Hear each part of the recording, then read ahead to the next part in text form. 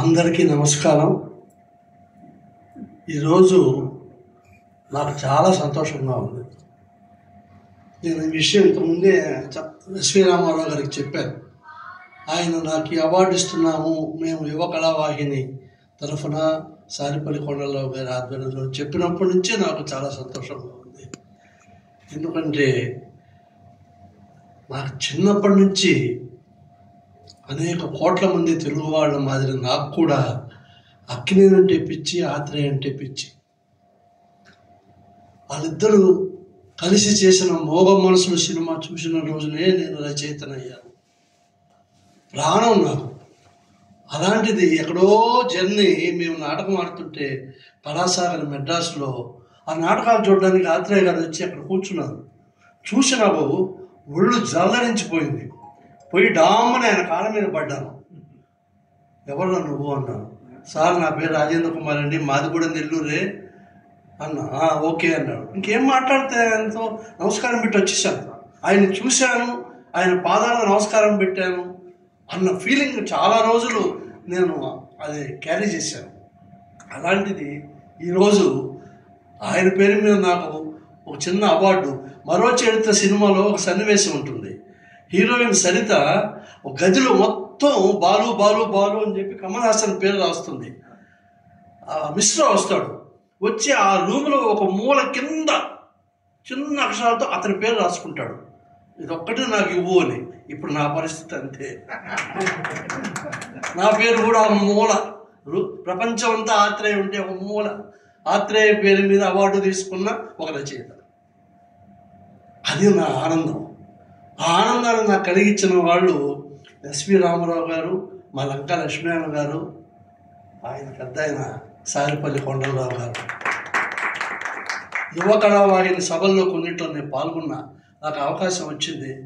నిజంగా ఆయన చూపించే ప్రేమ, ఆయన చూపించే వాత్సల్యం, ఇచ్చే గౌరవం, ఆయన జరిపించే కార్యక్రమాలు, వాటిల్లో పార్టిసిపేట్ చేయడం, ఆయన చేతుల మీదుగా తీసుకోవడం చాలా సంతోషంగా ఉంది.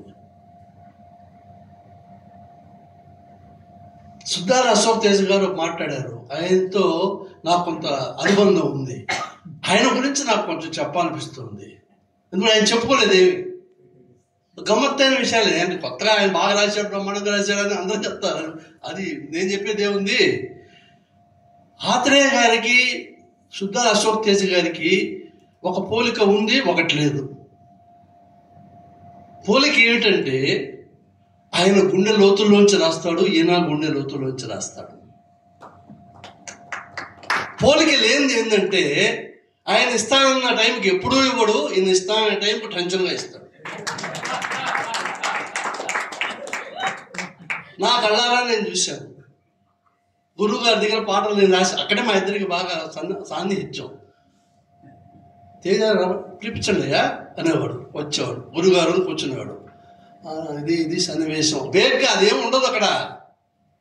ఇది అలాగే గురుగారు, సరే నేను వెళ్ళిపో. గురుగారు అంటే దాస నారాయణరావు గారు. సరే నేను వెళ్ళు అనేవాడు. మళ్ళీ ఆయన ఫోన్ చేయించేవాడు కాదు, చేసేవాడు కాదు, అవసరం లే. మ్యాక్సిమం 48 hours, లేకపోతే ఆ పాటను బట్టి 3వ రోజు సార్ సుద్దాల అశోక్ తేజ్ గారు ఫోన్ చేశారు సార్, ఎప్పుడు రమ్మంటారు ఆయన దగ్గరికి ఫోన్. వాళ్ళనప్పుడు రా, వచ్చి కూర్చుంటాడు, పేపర్ తీస్తాడు. ఆయన అసలు ఈ పేపర్ చూడ్డు కళ్ళు మూసుకుంటాడు. ఎందుకంటే ఈయన పాడితే వినాలి, ఆయన చదవడం కాదుగా. ఈయన ఆయన చెప్పిన సన్నివేశాన్ని, సందర్భాన్ని ఒక పాట రూపంగా రాసి ఆ పాటకు రచయిత, గాయకుడు, సంగీత దర్శకుడు ఈయనే. సినిమా ఇండస్ట్రీలో అందరికీ తెలిసిన విషయం ఏమిటంటే ఈయన పాట చదవడం, చెప్పడు, వచనం ఉండదండి, పాడతాడు ఆయన. అంటే నేను with due respect to all the music directors worked with him, most of his songs are tuned and sung by him. దాని మీద వాళ్ళు మెరుగులు తిప్పుతారు. ప్రత్యక్ష సాక్షి నేను. ఇప్పుడు గుర్తొస్తుంది ఆయన గురువుగారు దాసనారాయణ గారు చేసిన ఆఖరి పిక్చరు ఎర్ర బస్సులో నవ్వమ్మ నవ్వమ్మ అని ఒక సిచ్యువేషన్ సాంగ్ ఈయనకు చెప్తే ఈయన మరుసటి రోజు రాసుకొచ్చాడు. మా ఇద్దరికి గురుగారితో అదే ఆఖరి అనుబంధం. ఆయన చేసిన ఆఖరి పిక్చర్ ఇది. మీరు యూట్యూబ్లో చూడండి, నవ్వమ్మ నవ్వమ్మ అని ఎర్ర బస్సులో సాంగ్ గురుగారు యాక్ట్ చేశారు.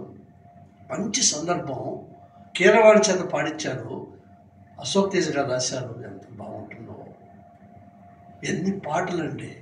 ఇందాక మాటల్లో చెప్పాడు మన ఎస్వి రామారావు గారు, చిటపట చినుకులు పడుతూ ఉంటే అన్న పాట అప్పుడు మహా గొప్పది, ఉర్రు తొలగించింది అని.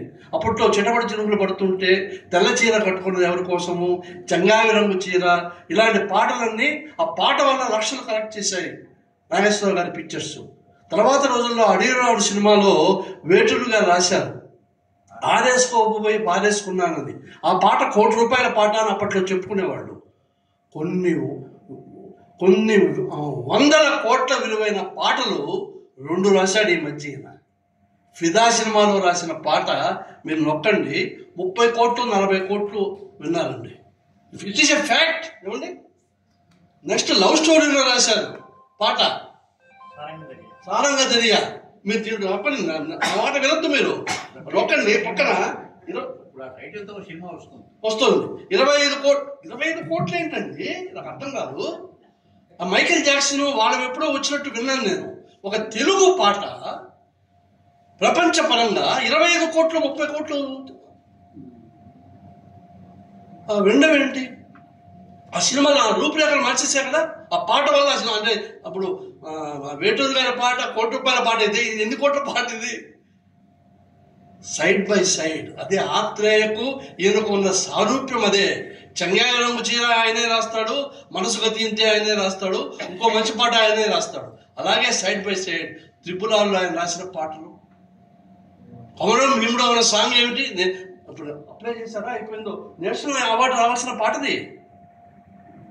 ఏంటండి ఇది, కొమరం భీముడు అన్న పాట, ఆ సిచ్యువేషన్ ఏంటి? అలాగా అంటే నేను ఎందుకు చెప్తున్నానంటే, నేను చాలా రోజులతో ఆయనతో ట్రావెల్ అవుతున్నాను. ఈరోజు ఆత్రేయ అవార్డు గురువా నీకు మాటలుగా నీకు ఇస్తున్నాము, పాటలు ఎవరికి ఇస్తున్నారండి అన్నాను. సుద్దాల అశోక్ చేసి ఎంత యాప్ట్ చాయిస్ అండి మీది, ఎంత యాప్ట్ చాయిస్ అండి. ఆత్రేయకు తగిన వారసుడు ఎవరన్నా ఉంటే తర్వాత జనరేషన్లో, ఆ డెప్త్ ఎవరికన్నా ఉంటే, ఆ పాట డెప్త్ పాట అంటే పాండురంగంలో కూడా ఇన్ని పిలిపించి పాడించారు.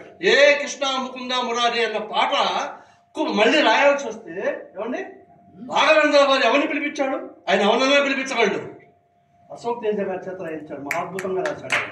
మాతృదేవో భవ పితృదేవో భవ అన్న పాట రాశాడు. సో ఈ విషయంలో చాలా నాకు సంతోషం ఉంది.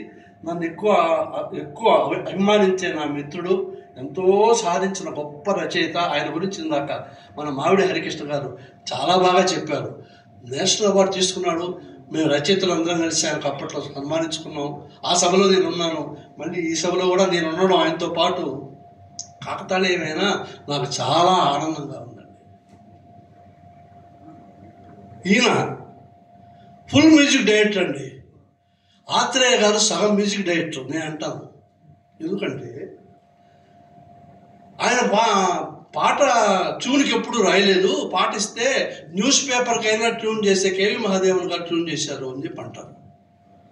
నేను అంటాను, నేను వేరే డిస్కషన్లో కూడా కొంతమందితో మాట్లాడినప్పుడు, ఆత్రేయ గారికి సంగీతం తెలుసు అయ్యా, ఆ తత్కాలం తెలుసు, మీటర్ తెలుసు, దానికి తగ్గట్టు పాట రాస్తాడు. దాంట్లో సగం ట్యూన్ ఉంటుంది.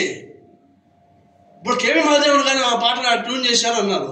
నేను అడుగుతాను మిమ్మల్ని, ప్రేమనగర్లో 2 పాటలు ఉన్నాయి. మనసు గతింతే మనిషి బతికింతే, మనసున్న మనిషికి సుఖం లేదంతే. ఎవరి కోసం ఈ ప్రేమ మందిరం, ఈ న్యాయ మందిరం అని పాట ఉంది. ఎవరి కోసం ట్యూన్ మనసు గతింతే పడుతుందా? మనసు గతి అంత అనగలదా? ఎవరి కోసం అయితే మనసు గతింతే ట్యూన్లు చేయగలరా? సో సగం ట్యూన్ ఆయన ఇస్తాడు, దానికి తగ్గ ఆ సిచ్యువేషన్ తగ్గట్టుగా ట్యూన్ చేస్తారు. ఇంకో విషయం చెప్తున్నాను మీకు, ఆత్రేయ మాటల రచయిత పాటల రచయిత కాదు, ఆయన కథా రచయిత. హీజ్ అ రైటర్ అండి. ఆయన రాసింది మన ఆర్టిస్ట్ చేత డైలాగ్గా చెప్పిస్తే డైలాగు, దానికి ట్యూన్ కడితే అది పాట, అంతే. అంతేనండి ఇది. అసలు మీరు పొలపూడి మారుతిరావు గారు ఆయనే రాశాడు బుక్లో. ఫస్ట్ పిక్చర్ చక్ర భ్రమణం అనే నవల్ని డాక్టర్ చక్రవర్తిగా తీస్తున్నారంట. ఈయన screen play first time వలపూడి Maruthi Rao గారు ఆయనే రాశాడు. నేను చెప్పాను కాదు. వలపూడి మారుతిరావు గారు, అసిస్టెంట్ డైరెక్టర్ విశ్వనాథ్ గారు, దుక్కుపాటి మధుసూదన్ గారు ముగ్గురు వచ్చి కూర్చున్నారంట. ఇతను స్క్రీన్ ప్లే రాశాడు నవలకు, మీరు విని డైలాగులు రాయాలి అని చెప్పారంట ఆత్రేయ గారికి. చెప్పండి అన్నాడంట. ఈయన స్క్రీన్ ప్లే అంతా చదివి వినిపించాడంట వలపూడి మారుతిరావు గారు. బాగుందండి, చాలా బాగుంది అన్నాడంట. అని ఆయన సంస్కారం చూడండి. దుక్కుపాటి మధుసూదన్ గారు వెళ్ళిపోయిన తర్వాత ఇది స్క్రీన్ ప్లేనా, ఇది స్క్రీన్ ప్లే అయితే నేను డైలాగ్ రాయడానికి ఇది అవసరం లే అన్నట్టు. మీకు అర్థమైంది పాయింట్. ప్రొడ్యూసర్ ఉన్నప్పుడు అనే ఆ మాట, దీన్ని స్క్రీన్ ప్లే అంటారా, నాకు ఇది అవసరం లేదు డైలాగ్ రాయడానికి. అది ఆత్రేయ గారు ఆ మాట వలపూడి మారుతిరావు గారే చెప్పారు. అసలు ఆ సన్నివేశంలో నుంచి కథ పుడుతుందా? మీరు ప్రేమనగర్ సినిమాలో తేడా తెలుగులా సాంగ్ అయిపోయిందండి. అయిపోయిందా? అక్కడితో సీన్ అయిపోయింది. తమిళ వసంత మాలికలో నెక్స్ట్ సీను, హిందీ ప్రేమనగర్లో అయిపోయింది సీను. తెలుగులో మాత్రమే ఒక సీన్ ఉంటుంది. ఏంగా ఉంది? ఆకలిగా ఉందా, దాహంగా ఉందా, మరేంగా ఉంది? ఇలాంటప్పుడే ఏదో చేయాలని ఏదీ చేయలేని పరిస్థితి. మగవాడి దౌర్బల్యం, ఆడదాని మనోనిబ్బరం పోటీ పడుతుంటాయి కదూ అని ఒక సీన్ రాశాడు. ఆ సీను వేరే భాష మీరు చూడండి. ఆ సీన్ లేకపోయినా ఇబ్బంది లే, పాట అయిపోయింది, నెక్స్ట్ సీన్కి వెళ్ళిపోవచ్చు. ఆ సీను ఆత్రేయ రాయగలిగాడంటే ఆ సీన్ని యాక్ట్ చేసేది అక్కినేని నాగేశ్వరరావు కాబట్టి ఆయన రాయగలిగాడు. ఇంకెవ్వరూ న్యాయం చేయలేరండి ఆ సీన్కి. మీకు ఒక్క విషయం చెప్తున్నాను అక్కినేని నాగేశ్వరరావు గారి గురించి. ఎవరన్నా ఏమనుకోని కాక, టైట్ క్లోజ్ పెడితే ఎక్స్ప్రెషన్ ఇవ్వగలిగిన భారతదేశంలో ఒకే ఒక నటుడు అక్కినేని నాగేశ్వరరావు. ఓన్లీ ఫేస్, చేతులు ఊపుతూ డైలాగుల డాంబికము, ఆంగికంతో కూడుకున్న నటన మిగతా వాళ్ళకి కావాలి. నేను పేరు చెప్పడం లేదు. రైట్ ఫేస్ పెడితే మీరు ప్రేమనగర్ సినిమా చూడండి, వసంత మాలిక చూడండి, ఇంకో సినిమా చూడండి. విషం తాగిన తర్వాత ఫేస్ పెడతా, టైట్ ఫేస్, ఒంట్లో ఉన్న రక్తం అంతా మొహంలోకి వచ్చేస్తుంది. ఇంటికి పోయి చూడండి మీరు, ఫేస్ ఉబ్బుతుందండి రక్తం, మొహం నిండా రక్తం, కళ్ళల్లో నెత్తురు.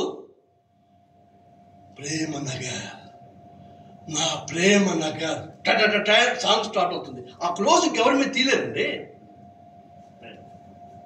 అక్కినేని నాగేశ్వరరావు లేకుండా ఆత్రేయ లేడు, ఆత్రేయ లేకుండా అక్కినేని నాగేశ్వరరావు లేడు.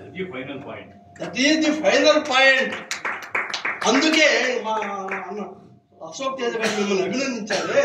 ఆయన చెప్పిన సగం వాక్యాలు నేను కూడా చెప్పినట్టుగా ప్రజలు టైం లేదు కాబట్టి వాళ్ళిద్దరిని కలిపి మీరు ఒక ఫంక్షన్ చేయాలనుకోవడం, ఆ ఫంక్షన్లో వాళ్ళిద్దరు కలిపి మా ఇద్దరికి అవార్డు ఇవ్వడం అన్నది అసలు మామూలు విషయం కాదు. ఇంకో విషయం కూడా చెప్పాలి. ఆత్రేయ నేనేం చెప్పాను, సగం మ్యూజిక్ డైరెక్టర్ అని చెప్పా, ఒక రైటర్ అని చెప్పా. ఆయన డైరెక్టర్, ఆయన కాస్ట్యూమ్ డిజైనర్, ఆయన ఆర్ట్ డైరెక్టర్, అన్నీ ఆయనే. ఎందుకు చెప్పంటారా? పచ్చగడ్డి కోసేటి పడుచు పిల్లో అని పాట రాశాడు. ఆర్ట్ డైరెక్టర్కి గెడవలి పచ్చగడ్డి పొలాలు రెడీ చేసుకోని చెప్పాడు. అక్కడ చంగావి రంగు చీర కట్టుకుని చిన్నది, తెల్ల చీర కట్టు, కాస్ట్యూమ్ చెప్తున్నాడు ఆయన. అక్కడ కాస్ట్యూమ్ చెప్తున్నాడు. ఇంకోటి మహాద్భుతమైన పాట ప్రపంచంలో ఎవరూ రాయాలండి. తేన మనసుల్లో చందమామను ఉద్దేశించు హీరోయిన్ పాడుతుంది. నీ ఎదుట నేను, వారెదుట నువ్వు, నేను నీ ఎదుటన్నా కానీ ఆయన నీ ఎదుట. తను కాబోయే భర్తగా ఒక ఆడమనిషి ఇచ్చే విలువ చూడండి. నీ ఎదుట నేను, వారెదుట నువ్వు, ఓ చందమామ మా ఎదుట నువ్వు ఎప్పుడు ఉంటావు. దాంట్లో డైరెక్టర్కి ఎక్స్ప్రెషన్ చెప్తున్నాడు ఈయన.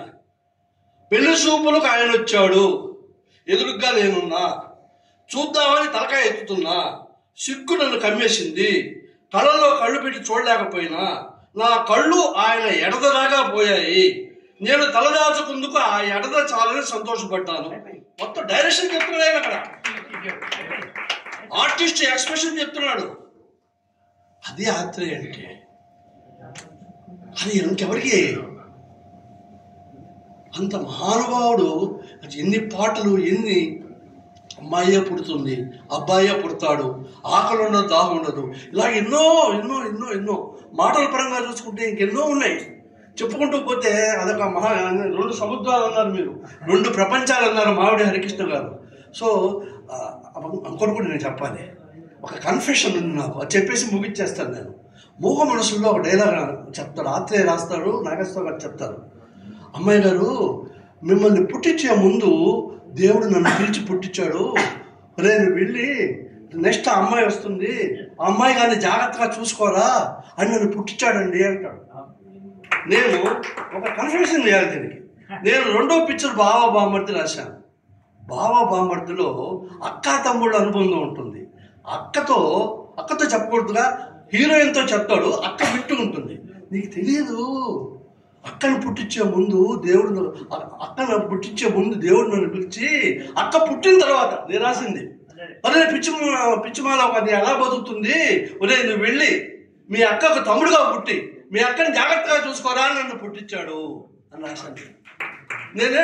నేను కాపీ కొట్టాను, ఏం ఫీల్ కూడా లేదు. మహానుభావుడు రాసింది నేను నా మనసులో ఉండిపోయింది, నేను రాశా. It is a confession first time, తప్పేం లేదు, నేను గర్వంగా చెప్పుకుంటున్నా. అంత మహానుభావుడు ఆత్రేయ. అతనే నేను మూగ మనుషుల సినిమా చూసి ఆ ఇంటర్నల్ పాయింట్ ప్రపంచంలో నేను చాలా మందికి చెప్పాను.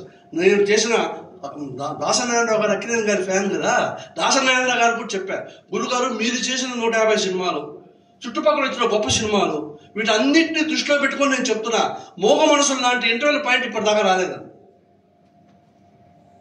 అది ఆదిత్య సుబ్బారావు ఆత్రేయ కలిసిన సృష్టో, ఆత్రేయ గారి సృష్టో మాకు తెలియదు. ఉరుములు మెరుపులు వర్షం పడుతుంటే పాలు తీసుకొచ్చి ఇస్తాడు సావిత్రికి అక్కినేని నాగేశ్వరరావు. ఆ ఉరుములు చూసి భయపడుతుంది, అది భయం వేస్తుంది రా ఉరుములు చూస్తాయంటే, అయ్యో మా అమ్మ చెప్పిందండి అవి ఉరుములు కాదు, దేవుడి బాజాలు, పెళ్లి బాజాలు అంటాడు ఇతను. అంటే నాకు బాజాలంటేనే భయమేమోరా విరామం.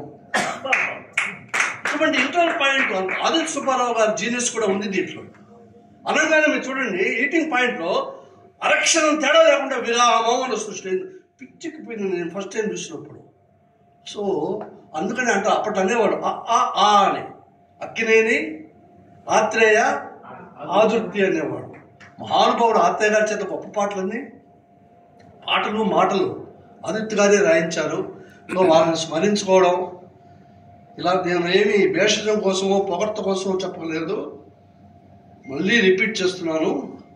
ఆత్రేయ గారి ఆర్ద్రత, కవిత ఆర్ద్రత అనొచ్చా ఏమండి, కవిత ఆర్ద్రత అనొచ్చా, కవిత ఆర్ద్రతను పుడికి పుచ్చుకున్నవాడు అశోక్ తేజ నేను చెప్తున్నాను. ఆయన అవార్డు ఈయనకు రావడం అనేది నేను చాలా సంతోషపడుతున్నాను. నాకు కూడా రావడం అనేది మరో చరిత్ర మాదిరి సంతోషపడుతున్నాను. ధన్యవాదాలు.